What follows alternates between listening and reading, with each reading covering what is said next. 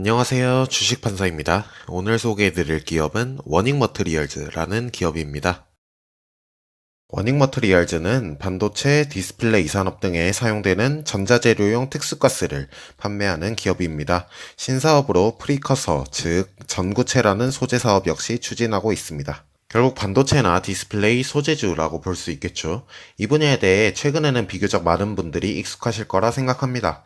일본과의 무역 분쟁에서 화두가 되었던 키워드죠. 소, 부, 장, 국산화에서 소가 소재를 뜻하잖아요. 워닝머트리얼즈는 굉장히 다양한 전자재료용 소재들을 다루고 있고요. 주요 제품을 표로 나타내면 보시는 바와 같습니다. 보시는 9개의 특수가스가 전체 매출의 80% 정도를 차지하고 있고요. 기타 가스들이 나머지 20%를 차지하고 있습니다. 반도체 제조 공정 전반에서 이 가스들이 활용됩니다. 이 가스들을 이용해서 웨이퍼 표면에 불순물들을 제거하기도 하고 층을 쌓고 깎고 하는 과정들이 반복되며 반도체의 제조가 이루어지게 됩니다. 자, 여기서 반도체 소재 산업의 특징을 한번 살펴보면 일단 PQC에서 Q는 크게 나빠질 가능성이 낮습니다. 이유를 설명드리자면 먼저 반도체 공장은 가동을 중단할 수가 없습니다. 반도체 생산 공정은 불순물이 아예 없는 클린룸 환경에서 이루어지는데 가동이 잠시라도 멈출 경우엔 순간적으로 불순물들이 대거 유입되고요. 이에 따라 천문학적인 금액의 손실이 발생하게 됩니다. 따라서 반도체 제조업체들은 업황이 나쁘더라도 공장의 가동은 이어가야 하고요. 이에 따라 반도체 소재의 수요 역시 계속해서 발생하게 됩니다. 또한 반도체 소재업체와 제조업체는 긴밀한 파트너십 관계를 가지게 됩니다. 소재 개발단에서부터 긴밀한 협의 하에 소재의 개발이 진행이 되고요. 장기간의 협력과 높은 기술력을 통해 제조업체의 제조 과정에 최적화된 소재가 나오게 됩니다. 이러한 소재를 바꾸는 것은 수율과 직결되는 문제입니다. 소수점 단위의 수율 변화만으로도 몇백억, 몇천억 단위의 금액이 왔다 갔다 한다는 사실 알고 계시죠? 그래서 기존의 소재업체를 쉽게 바꿀 수 없는 반도체 업종의 보수성이 나오게 되고요. 이것이 무역 분쟁에서 일본이 불화수소 등 소재 수출 규제를 강력한 무기로 내세울 수 있었던 이유입니다. 원익그룹은 특히 삼성그룹과 좋은 파트너십 관계를 이어가고 있으며 이러한 협력 관계는 향후에도 장기간 지속될 것입니다.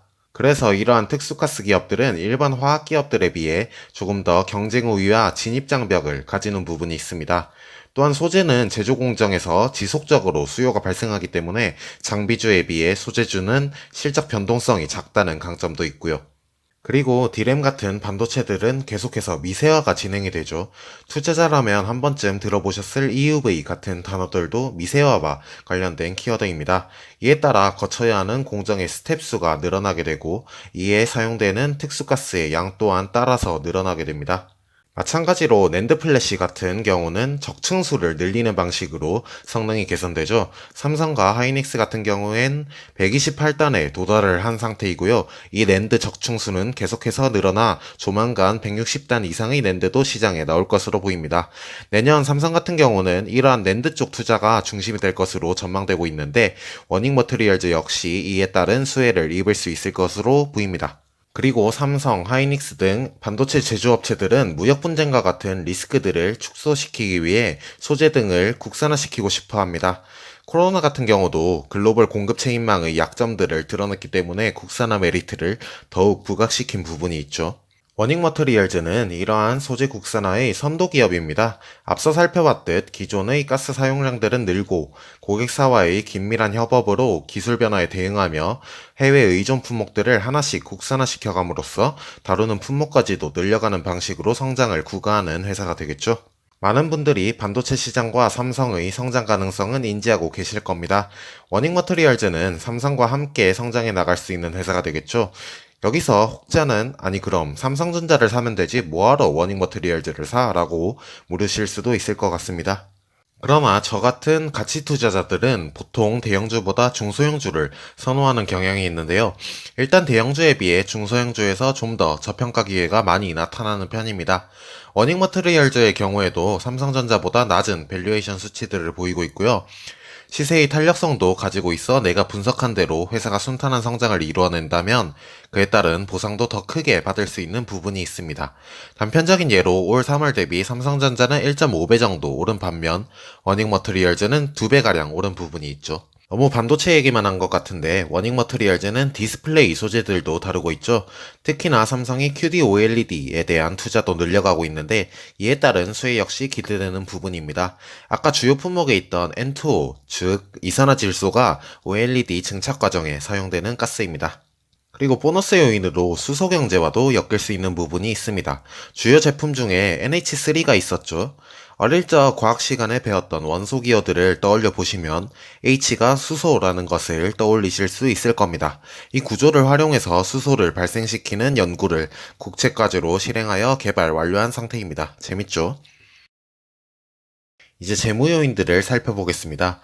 2007년부터의 실적 추이를 보시면 업황에 따라 약간의 변동폭은 있지만 회사가 성장해 나가고 있다는 걸 알 수가 있죠. 다만 순이익은 매출이나 영업이익보다 좀 더 변동폭이 크고 최근 4개 분기 실적을 보더라도 매출과 이익은 늘어났는데 순이익은 감소한 모습을 보실 수 있죠. 이건 자회사 원익큐브와 관련된 손실 때문인데요. 이에 대해서는 뒤에서 다시 살펴보도록 하겠습니다. 퀄리티 지표들을 살펴보면 우선 부채 비율은 10%대의 아주 낮은 수준으로 유지되고 있는 모습이고요. 영업이익률과 ROE는 이전에 비해 최근에 다소 떨어져 있긴 하지만 여전히 준수한 수준으로 유지되고 있는 모습입니다. 특히 16% 정도의 높은 영업이익률은 앞서 사업 내용에서 살펴봤던 회사의 강점들이 수치로도 드러나는 모습이 되겠죠. 다만 이 표를 보시면 보라색이 현금 전환 주기로 값이 작을수록 좋은 지표인데 이 부분이 다소 늘어나 있습니다. 아무래도 삼성과 파트너 관계이긴 하지만 삼성의 파워가 더 막강한 부분이 있기 때문에 이러한 현금 회전이라던가 단가이나 압박 같은 부분에서 불리한 조건을 가지게 되는 것들이 있습니다. 현금 흐름을 보면 영업활동에서 준수하게 현금 흐름을 창출하고 있지만 캐펙스 투자 금액이 이보다도 더 커서 잉여현금 흐름이 마이너스를 띠고 있죠. 미래에 대한 투자에 돈을 많이 쓰고 있다는 것이기 때문에 나쁘게 볼 것만은 아닙니다. 다만 구조적으로 계속해서 투자에 현금을 활용해야 하는 사업을 한다는 것이기 때문에 배당 등 다양한 자본 배분이 제약되는 부분은 있겠죠. 약점 요인이 될 것입니다. 앞서 살펴본 약점들이 반영된 걸까요? 주가가 저가권에 자리 잡고 있는 모습입니다. 그런데 오른쪽 표를 보시면 가진 자본은 그동안 꾸준히 증가해 왔습니다. 계속해서 준수한 이익을 창출해내고 있으니까 당연한 결과죠. 아까 살펴봤듯 실적도 계속해서 증가해 나가고 자본도 늘어나는데 주가는 저가권에 있죠. 따라서 PBR 같은 밸류에이션 지표 역시 역사적 저점 수준에 있습니다. 경쟁사들과 비교해봐도 낮은 밸류에이션을 보이고 있습니다. 물론 이들 기업이 상대적으로 더 가지고 있는 강점들도 있습니다만 시장이 워닝 머트리얼즈가 가진 강점들을 너무 과소평가하고 있는 건 아닌지 곰곰이 생각해봐야 할 지점이라고 볼 수 있겠죠. 투자 리스크까지 살펴보겠습니다. 일단 삼성 등 대기업들에 납품하는 사업구조상 단가 인하 압력이 언제든 있을 수 있다는 점 가만히 필요하겠고, 또 장비주에 비해 실적 변동이 적긴 하지만 어쨌든 반도체나 디스플레이 업황에 따라 실적이 영향을 받을 수 있다는 점 역시 감안해야 하겠습니다. 두 번째로 하나머티리얼즈가 한솔케미칼의 특수가스 사업을 양도한 바 있는데요. 하나머티리얼즈 아래에 있을 때는 경쟁력이 덜할 수 있었겠습니다만 더 큰 기업인 한솔케미칼이 해당 사업을 품었을 때 경쟁력이 배가 될 수 있는 부분이 있겠죠. 이에 따른 경쟁의 증대는 약간의 우려 요인이 될 수 있을 겁니다. 세 번째로 지배구조를 꼽을 수 있습니다. 원익그룹 이용환 회장이 이러한 지배구조를 통해 그룹을 소유하고 있는데요. 노란색으로 표시한 부분을 보시면 좀 이상하다는 느낌이 드시죠? 원익홀딩스라는 지주회사를 직접 소유하는 것이 아니라 그 위에 또 다른 회사인 원익이라는 회사를 소유함으로써 그룹을 컨트롤하는 구조입니다. 다소 비정상적이라고 볼 수 있는 구조이죠.